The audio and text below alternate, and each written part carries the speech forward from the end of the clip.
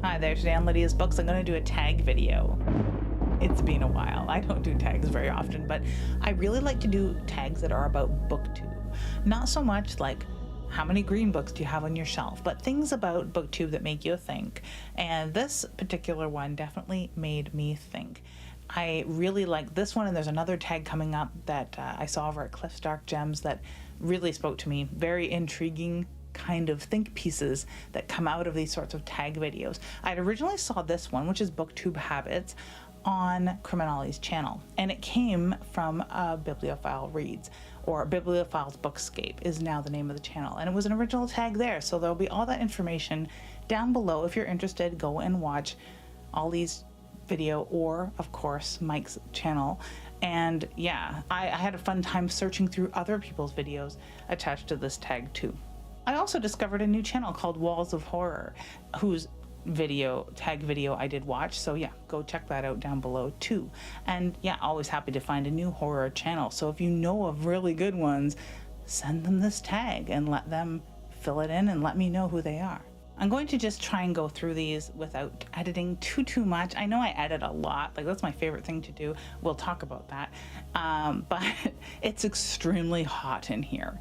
It is like 23.5 degrees, which is too warm for me, and it's a horrible heat wave outside, but I wanted to get this video out because I find this tag interesting, and it will be kind of a short video.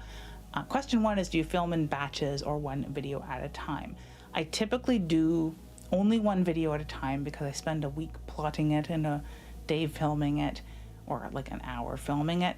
But then lately, the past year or so, I've often tried to just video another second video that's shorter alongside that, so I have something to fall back on and something to do for the next week and something guaranteed for the next week that I can always push back. I often make it something like a tag video or like a top 5 favorite whatevers kind of video, something that is not time bound. It's not a review of something that I've just read that I talked about, or a monthly video about all the cool horror books coming out.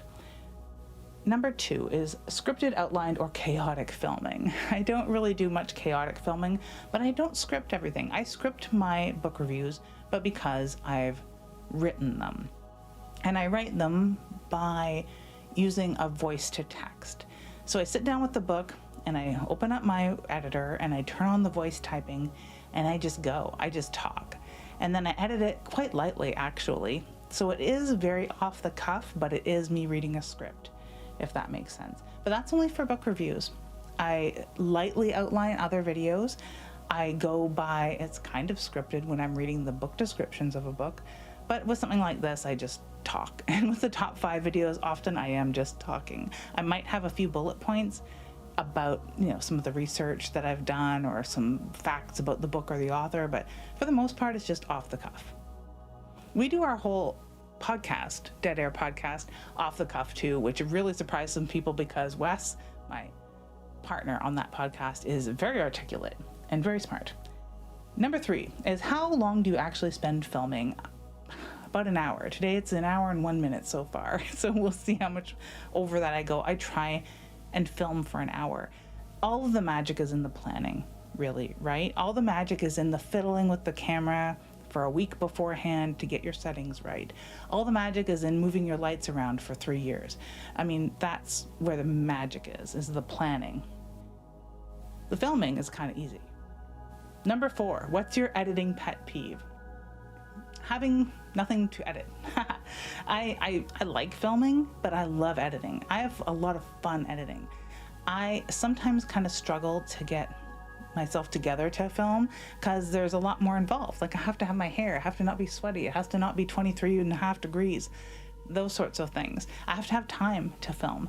I can squeak editing in a lot of the times in between other tasks, so I like that. My pet peeve is just not having stuff to edit. Maybe losing footage. Maybe electronic problems is another runner-up to that. Number 5, thumbnail struggle or title struggle. Title struggle, probably, I guess. I hate writing titles. I hate writing because I want to just be like, Victorian Psycho book review, period. That's it. But it has to be something catchy. It has to be something interesting. There has to be like some allusion as to what I'm going to get into in the video. You're trying to pack all that into like a couple words.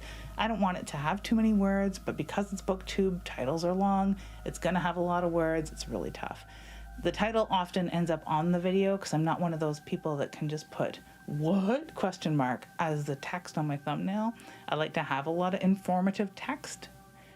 So yeah, I like making thumbnails. I hate writing titles.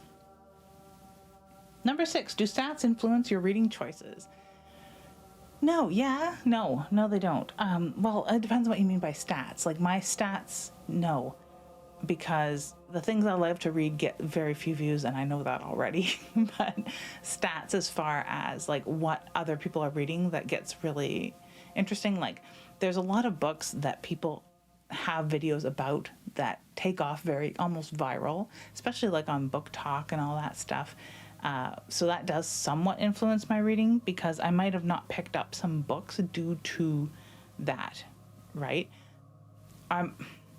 Now, what I mean to say is I might have picked up books because they were very viral, and I eventually watched a video of somebody's that did very well that talked about a book I was on the fence about. But I don't know how my stats would actually influence my reading. I read a lot of eclectic stuff. I'm not always a mood reader, but I'm sort of like a discovery reader. Like one book will lead to the next idea that I want to read. So it's really hard for me to do a TBR these days because once I'm finished a book, I'm like, ooh, that reminded me of this. I want to read that. Or, ooh, what's the historical connotation of that? I want to read that. That sort of thing. So the books influence my reading more so than the stats. Number 7, most refilmed video ever. I've never really had, I've had really good luck, knock on wood, that I've not had to refilm a video very often. If I had a problem with my camera, I can usually fix it. If I have a problem with the audio, I can usually fix it. There's a lot of really cool tools out there. Like as against AI, as most people are, Adobe has a really cool audio tool that you can use for free to fix all kinds of audio. It's AI enhanced, but it's your audio. Like it's not like a robot suddenly takes over. But yeah, those sorts of tools are really handy. If the lighting's bad, you can sort of maybe finesse it. There's a lot of bad videos on my channel. When you look at the I'm going to do an edit here. I'm going to edit out my brain fog.